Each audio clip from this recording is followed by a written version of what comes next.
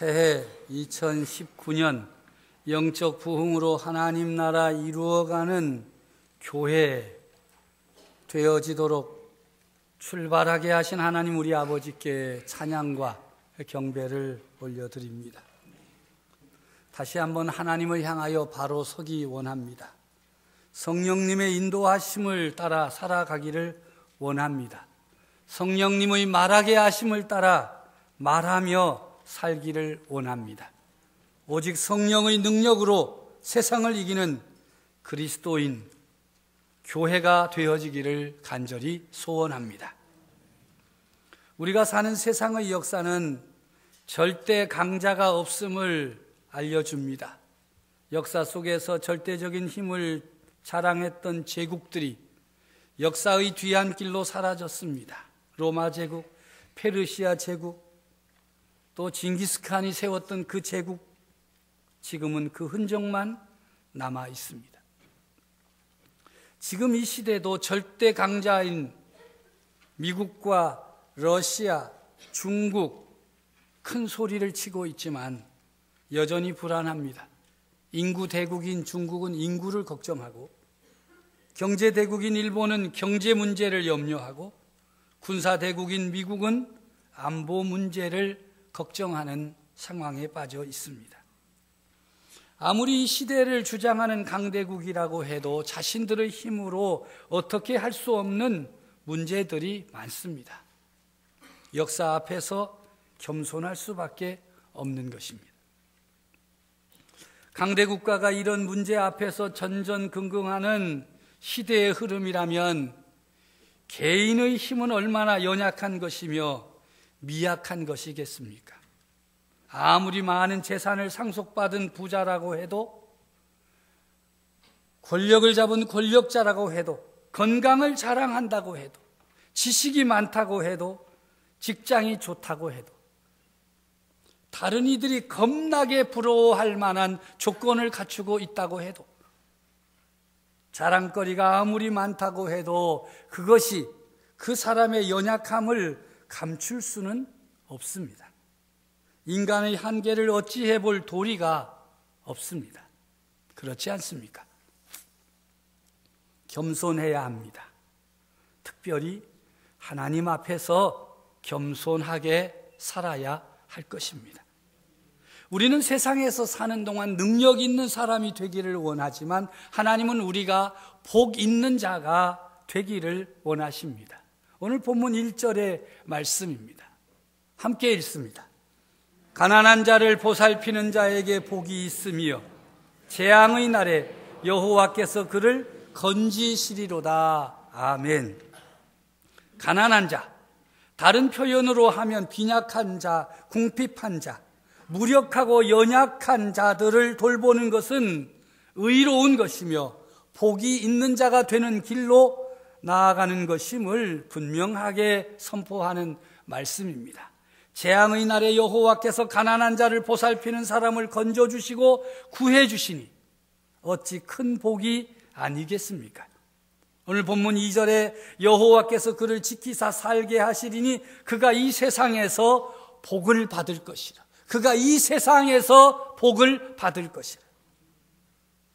얼마나 강력하고 분명한 선언입니까? 여기에 복 있는 자로 살 수 있는 길이 열려 있습니다. 모든 성도들이 복을 받기 원합니다. 어떻게 살면 복을 받을 수 있을까? 어떻게 하면 하늘에서 내리는 복을 마음껏 누릴 수 있을까? 오늘 성경이 그 길을 하나 제시하고 있습니다. 가난한 자를 보살피는 자가 복이 있다. 그가 이 세상에서 복을 받는다. 왜 그럴까요? 그것은 하나님 우리 아버지께서 그들에게 그렇게 하시기 때문입니다. 우리의 구세주 하나님의 아들이신 예수 그리스도의 마음도 동일합니다. 그래서 마태복음 5장 7절에 긍휼히 여기는 자는 복이 있나니 저희가 긍휼히 여김을 받을 것이라 말씀하십니다. 하나님의 눈이 향하시는 곳, 예수님의 뜻이 나타나는 그곳에 우리가 함께 할 때에 복이 되고 복 있는 자가 되고 복을 받게 되는 것입니다. 사랑하고 존경하는 성도 여러분, 선포되는 하나님의 말씀을 이 시간 확실하게 붙드시기를 바랍니다. 마음에 새겨 놓으십시오. 가난한 자, 빈약한 자를 보살피는 자가 복이 있다. 그리고 여러분 자녀들에게 가르치세요. 연약한 자, 불쌍히 여기는 마음을 품고 그들을 보살펴라. 하나님께서 너에게 복을 주실 것이다. 이제 곧 우리 민족의 큰 명절인 설날을 맞이합니다. 이 큰 명절에 가난한 자, 연약한 자, 나그네의 삶을 사는 이 땅의 사람들, 외로움과 슬픔 가운데 있는 사람들을 보살핌으로 오늘 성경이 말하는 하나님 앞에 바로 서는 복 있는 성도들이 되어지기를 간절히 바랍니다.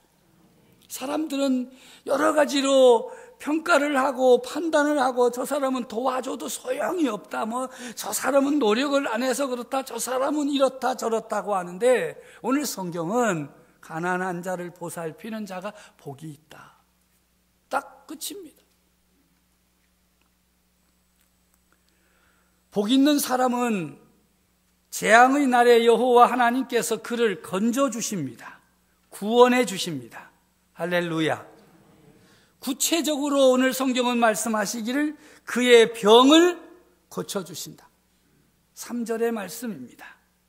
여호와께서 그를 병상에서 붙드시고 그가 누워 있을 때마다 그의 병을 고쳐주시나이다. 아멘.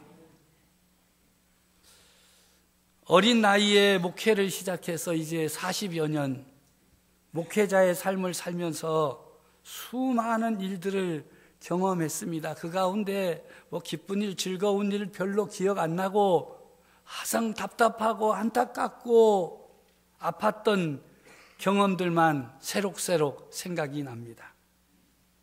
그것은 바로 제 자신의 무능력을 절실하게 깨닫고 무익한 종임을 고백할 수밖에 없었던 시간들입니다.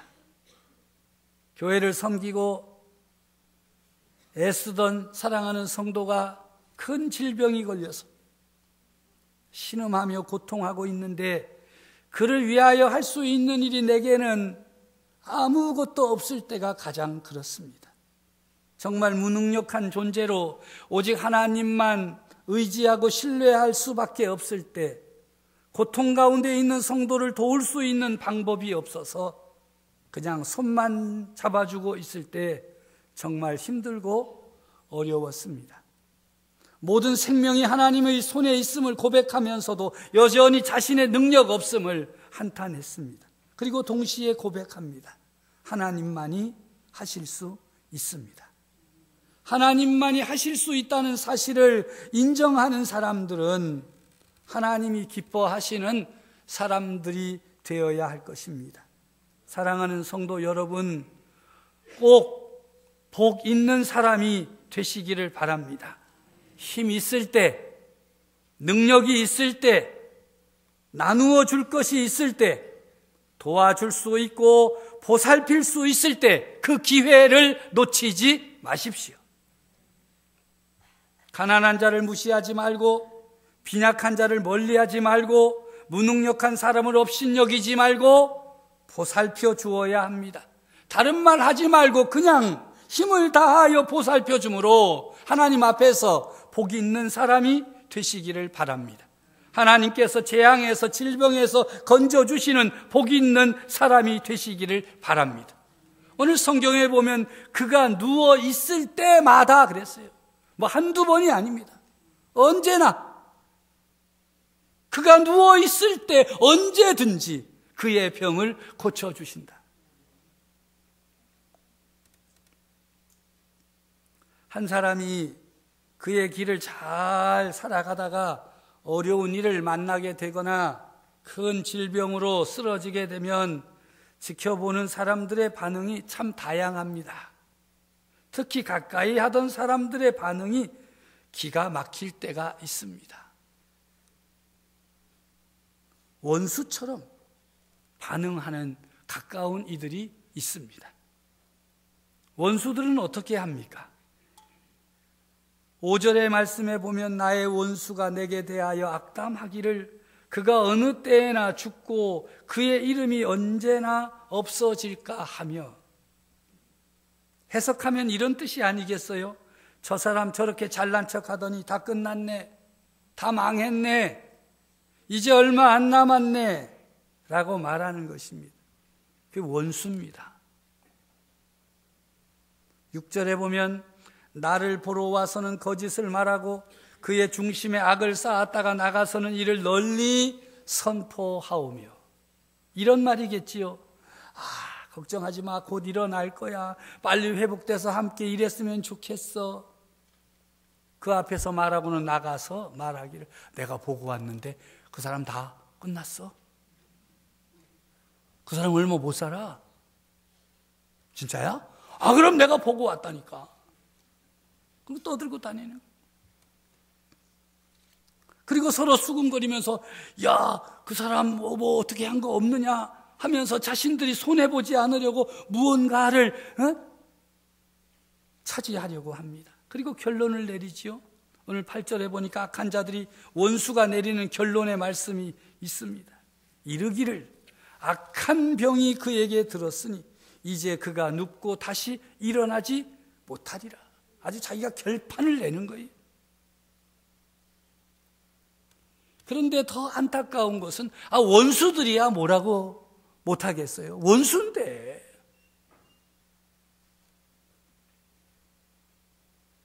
그런데 안타까운 것은 서로 신뢰하며 식탁 공동체로 함께 살았던 가장 가까운 친구라고 여겼던 사람들이 대적하며 등을 돌린다는 것입니다. 9절의 말씀에 보면 내가 신뢰하여 내 떡을 나눠 먹던 나의 가까운 친구도 나를 대적하여 그의 발꿈치를 들었나이다. 이런 기가 막힌 이야기, 배신에 대한 내용을 병석에 있는 사람이 알게 될 때 받게 되는 충격은 얼마나 크겠습니까? 정신없이 의식이 없다고 말을 하지 못한다고 여러분 병원에 가서 막 함부로 말하지 마세요. 귀는 다 들어요. 나중에 일어나가지고 다 말한다니까요. 그 한마디 하잖아요. 나 못 듣는 줄 알았지. 사람이 왜 그래요? 듣거나 못 듣거나 똑같아야지. 힘들어도 힘든 것을 알아주는 사람이 곁에 있으면 덜 힘이 들고, 아플 때 내 아픔에 함께 울어줄 사람이 있다면 덜 아플 수 있습니다. 사람은 배고프면 배가 아픈 것이 아니라 마음이 아프다고 합니다. 어제의 문제가 여전히 오늘의 문제로 다가올 때 얼마나 힘이 들고 얼마나 절망적이 되겠습니까? 그렇게 힘들 때 누군가 찾아와서 축 처진 어깨를 감싸 안고 많이 힘들지, 많이 힘들지. 참았던 눈물이 왈칵 쏟아지고 새 힘을 얻고 용기를 얻습니다. 사실 좋아진 것도 없고 해결된 것 아무것도 없는데 그저 가까이 다가와서 힘들지, 많이 힘들지. 이렇게 사는 것이 복 있는 사람이 되고 하나님의 능력 안에 사는 길임에도 왜 사람들은 그렇게 원수처럼 행하는 것입니까? 어쩌면 인생들은 이렇게 변함이 없습니까? 시편에 쓰였던 시간은 벌써 수천 년 전에 있었던 일입니다. 원수가 그렇게 하고 가까운 친구가 그렇게 하고, 그런데 오늘의 사람도 똑같습니다. 흔히 친구를 4종류로 나눈다고 합니다. 여러 가지 나누는 방법이 있겠지만요, 여러분에게 있는 친구, 여러분 친구 많으시죠? 왜 인생을 그렇게 살아? 아니, 친구가 많냐고 물어보는데 어떻게 조용히, 우리 찬양된 친구 없어요? 누가 옆에서 찔리는 거 절대 대답하지 마라. 엮인다. 친구가 4종류 있다 그래요. 첫째는요, 꽃과 같은 친구가 있다 그래요. 꽃이 피어서 예쁘면 그 아름다움에 찬사를 아끼지 않죠. 여러분이 앞에 지금 꽃이 얼마나 아름답습니까? 보입니까? 전 보지 않아도 돼요. 그 밑에만 보세요. 너무 아름답습니다. 그런데 이 꽃이 지면 어떻게 되죠? 비켜. 그래가지고 이쪽 옆으로 갔다가 또 어떻게 하죠? 밖으로 나가.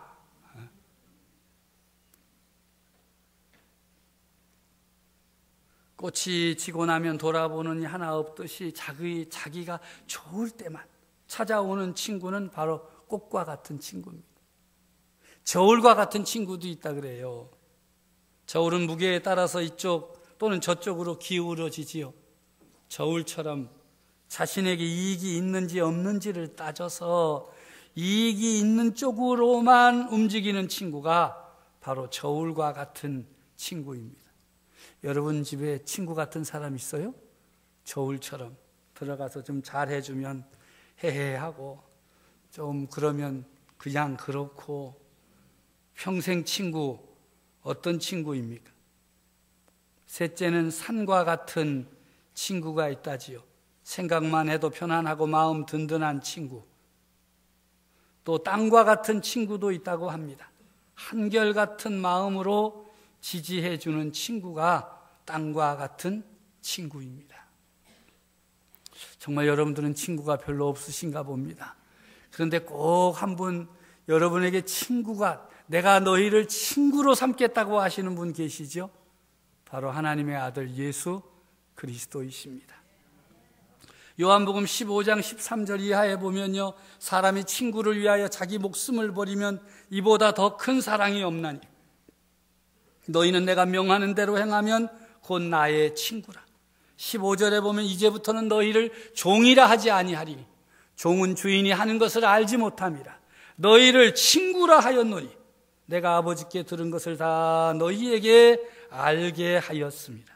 세상 어디에서도 찾을 수 없는 진실하시고 온전하신 친구이신 예수님, 그 예수님께서 우리를 친구 삼아주시고 동행하시고 사랑으로 감싸주십니다.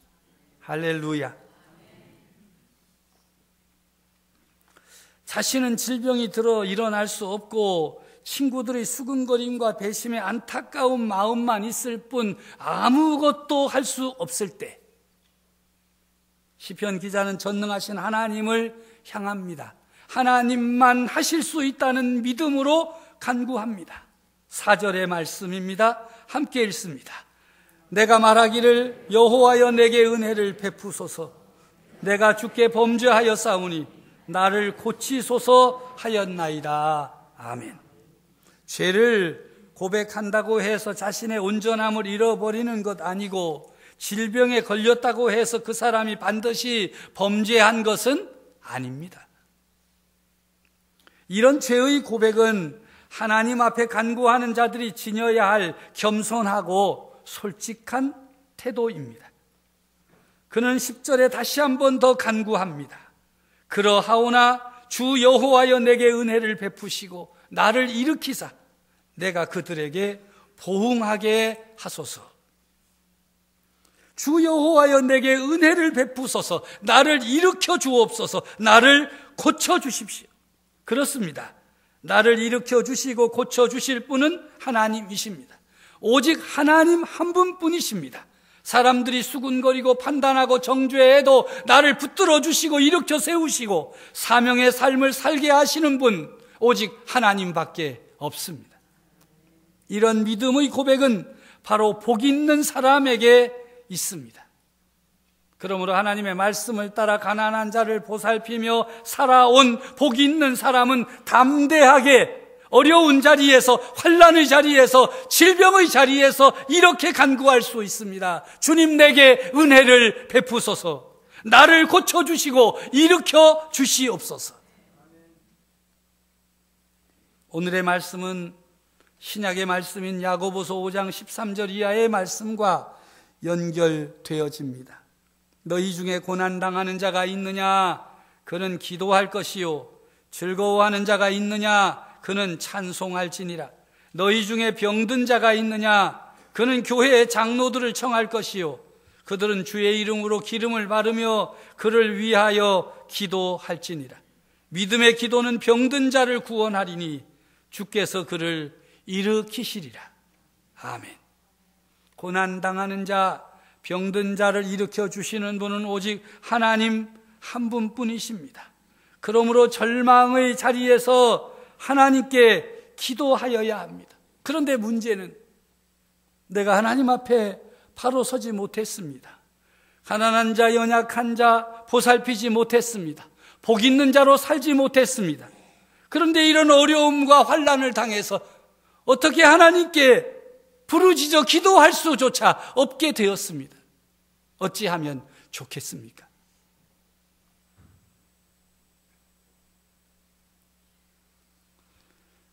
하나님께서 바로 교회를 세우신 이유입니다. 사랑하는 성도들 가운데 병들고 고난당하고 환난 가운데 빠져 있을 때에 그를 위하여서 기도하는 믿음의 사람들을 교회 가운데 세워주신 것입니다. 나의 힘으로, 나의 능력으로, 나의 자격으로는 감히 구할 수 없는데, 주님 내게 은혜를 베풀어 달라고 말할 수조차 없는데 성도들이 그를 위하여 기도하는 것입니다. 너희 중에 병든 자가 있느냐? 그는 교회의 장로들을 청할 것이요 그들은 주의 이름으로 기름을 바르며 그를 위하여 기도할지니라. 그를 위하여 기도할지니라. 믿음의 기도는 병든 자를 구원하리니 주께서 그를 일으키시리라. 사랑하는 믿음의 형제와 자매들이 연약한 중에 고통 가운데 질병 중에 있는 저들을 믿음으로 기도하면 하나님께서 응답하시고 저를 구원하여 주시고 일으켜 주시는 것입니다. 여기 교회의 비밀이 있습니다. 나는 우리 교회가 연약한 자들, 절망의 자리에 빠져 있는 자들, 환난에 처하여 있는 형제와 자매들을 위하여 중보하며 기도하는 교회가 되어지기를 간절히 바랍니다. 신앙 공동체로, 기도 공동체로 그들은 비록 부족하지만 하나님이여 우리의 기도를 들으시고 그 형제와 그 자매에게 은혜를 베풀어 주시옵소서. 이것이 바로 우리 교회가 하여야 할 일이요 교회 가운데 속한 성도들이 하여야 하는 것입니다. 슬픔 당하는 자가 있을 때 위로하여야 합니다. 아픔 가운데 있을 때 붙들어 주어야 합니다. 힘들고 어쩔 줄 몰라 할 때 그들을 보살펴 주는 것이 바로 교회입니다. 교회가 알아서 하겠지. 그들의 교회는 누가 어떤 교회입니까? 나 하나쯤 없어도 되겠지. 교회가 알아서 다 하겠지. 그걸 왜 나한테 말해? 이렇게 말하는 사람들이 있습니다. 교회가 무엇입니까? 예수 그리스도를 구주로 고백하고 믿음을 고백하고 하나님 앞에 나와 예배하는 여러분들이 교회입니다. 우리 이 자리에 있는 여러분들 모두가 교회인 것입니다. 교회가 알아서 하라고 나하고는 상관없다고 말하지 마십시오. 그렇게 말하는 사람도 교회입니다.